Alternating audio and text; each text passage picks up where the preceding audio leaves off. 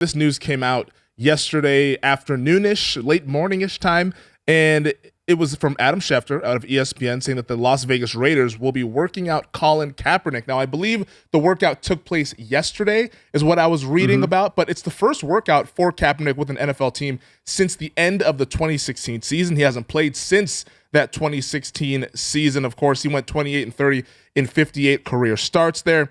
And according to reports, it is a legitimate workout. And before we get into all the possibilities here with Kaepernick potentially joining the Raiders, as somebody who's on the outside and has never been in the building, what exactly goes down during these workouts? Well, I mean, these are, you're only allowed to spend a little bit, one day with them. They're not rookie workouts. They're not like, hey, how much time are we going to spend over the playbook and teach you plays? These are kind of like, hey, let's get together. I'm sure he spent time with Josh McDaniels. I'm sure he spent time with Dave Ziegler.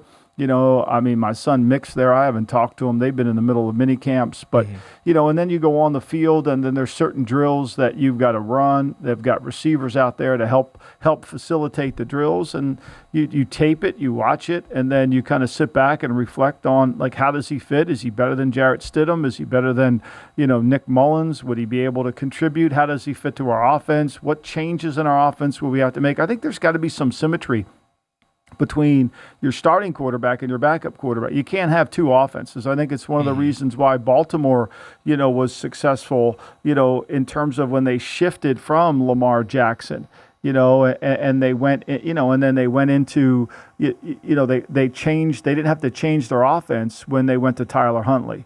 They were able to contribute and keep kind of the flow of it going, right? So that's kind of what you're looking for. And then the one thing, too, about backup quarterbacks is they've got to play on no reps. They're not going to get very many reps. Football's a mathematical problem, so there's only so many reps in training camp. There's only so many reps during the week. Your starter's going to take the bulk of those. And if you're giving away reps, to the backup, and he'll get 2 or 3 in each period, but he's not going to get a lot. He's got to be compliant, detailed, and understand the offense well enough to go in and execute. I think that's really the bigger concern from the Raiders standpoint is the lack of consistency between what Carr does and what Kaepernick once did. I don't know what he looks like today. I mean, 5 years in the NFL is a long time, Femi. It's a really long time, and I tip my cap to him because he's sort of kept himself in shape. I mean, he had the throwing workout at the Michigan spring game earlier this spring, and he's had other workouts where he's had like these showcase things to try to send tape to NFL teams. So he's really kept himself in shape.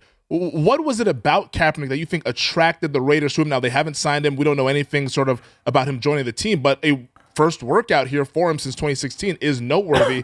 What is it about Kaepernick that attracted the Raiders to him when you look at the rest of their depth chart and him not really matching what the other guys do?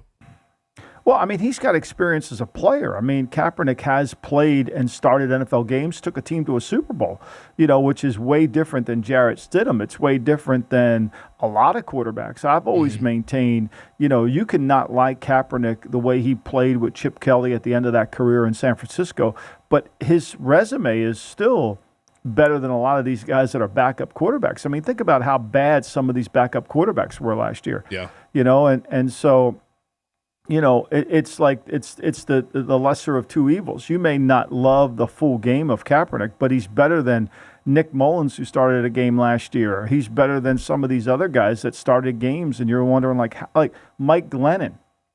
Like, in fair, I mean, Mike Glennon has made a ton of money, and like he's never took a team to a playoff game, and yet Kaepernick did. So I think there's that goes into it.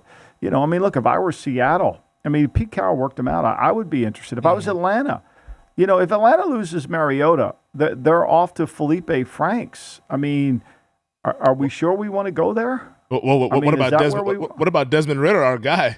Well, but he's a rookie, So you're going to put him right into the fire? Are you going to put him right into the fire? I don't know. I mean, to me, I think if you and I've said this before, if we're betting over unders here on win totals, you better make sure you've taken full stock of the backup quarterback. You better make sure you understand who's in there because you could be going to that.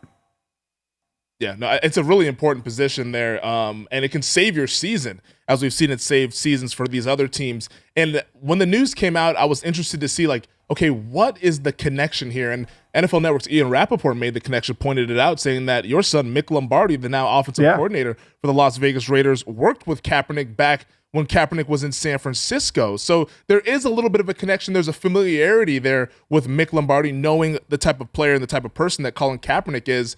What do you think if he were to sign with the Raiders? Now, we're getting ahead of ourselves, but I just want to kind of kick it around with you. What do you think the role would be for Kaepernick? Would it be similar to what we saw with Mariota last year with Carr? I think it would be. I think it would be a little bit of a dimension to come in. Look, he could always run.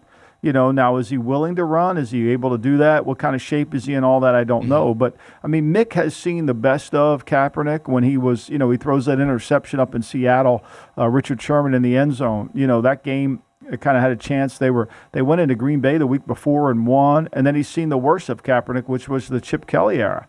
And so he's seen both. And, I mean, obviously he's taken a team to playoff games and won playoff games. So, but, I do think there is a place in the NFL for a quarterback that can come in there, especially in the red zone, that could come in and do some things, and I don't want to make it an RPO game, but I want to make it something where, you feel like the kid could come in and do something on the short yardage, kind of run pass option, give you a chance to really have the opportunity to maybe make a big explosive play. And I think there is a time and place for that in the league. And I think if you have that, I think Mariota gave them a little bit of that.